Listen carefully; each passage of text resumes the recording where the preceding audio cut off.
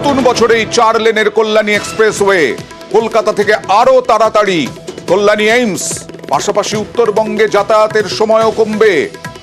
Kalyani expressway একেবারে তৈরি। কথা বলবো প্রতিনিধি আবিরের সঙ্গে। আবির, কল্যাণী এক্সপ্রেসওয়ে, এই যে নতুন বছরেই 4 লেনের কল্যাণী এক্সপ্রেসওয়ে, কবে থেকে এই সুবিধাটা পাবেন যাত্রীরা? পূর্বতন যেটা 34 নম্বর জাতীয় সড়ক, যেটা বর্তমানে 12 নম্বর জাতীয় সড়ক, সেটি সংস্কারের কাজ নিয়ে বিস্তর অভিযোগ থাকতো এবং বিকল্প রাস্তার জন্য রাজ্যের তরফ থেকে বলা হচ্ছিল যে তারা কল্যাণী এক্সপ্রেসওয়েকে সাজিয়ে তুলছেন।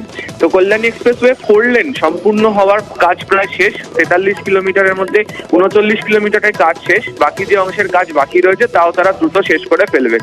এর মধ্যে বেলগাছিয়া থেকে সোদপুরের মুড়াগাছা পর্যন্ত 4 কিলোমিটার রাস্তায় এখানেই একমাত্র 4 লেনের মধ্যে কিছুটা কাজ বাকি রয়ে গেছে, তার কারণ দুটো বাড়ির স্থানান্তরের আইনত কাজে একটা সমস্যা তৈরি হয়েছিল।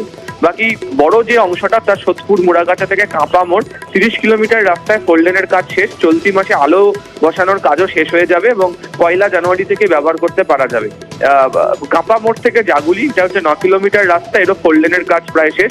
এর মধ্যে 6 কিলোমিটার হচ্ছে ওভারব্রিজের কাজ, যেটাও চলতি মাসে শেষ হয়ে যাচ্ছে এবং 3 কিলোমিটারের বাকি কাজ শেষ হয়ে গিয়েছে। ফলে যারা মালদা, মুর্শিদাবাদ বা উত্তরের বিভিন্ন জেলাতে যাবেন বা কলকাতা বিমানবন্দরের জায়গা থেকে এইমস কল্যাণীতে যেতে চান, তারা অত্যন্ত কম সময়ের মধ্যে এই রাস্তা 4 লেন ব্যবহার করে যাতায়াত করতে পারবেন। ওকে।